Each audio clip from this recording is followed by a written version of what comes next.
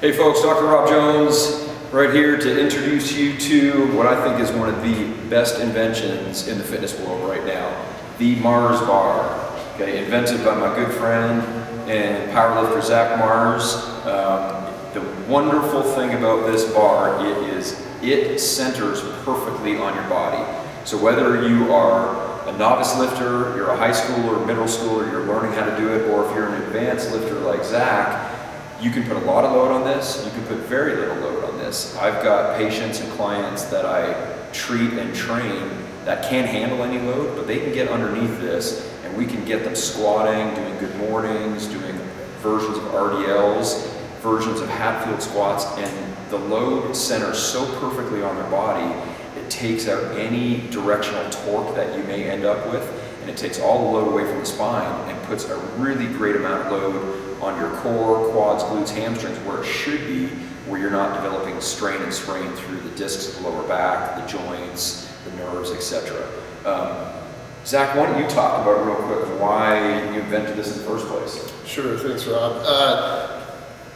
2003, the catch-22 that I was running into was I was getting stronger and stronger.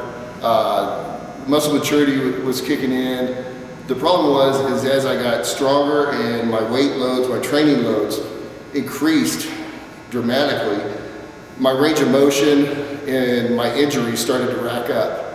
And so it was kind of a tug of war of being able to train and get through those obstacles.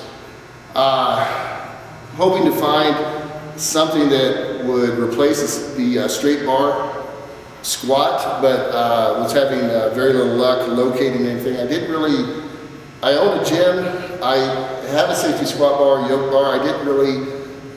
It was kind of like a second tier from the straight bar. I didn't like the way it rested on the neck.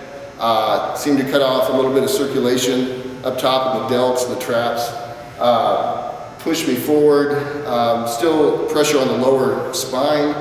I was hoping I could find something that would set lower and take some of the pressure off my reduced rotation in my shoulders and my wrists. My tendons were fried just from trying to position the straight bar behind me.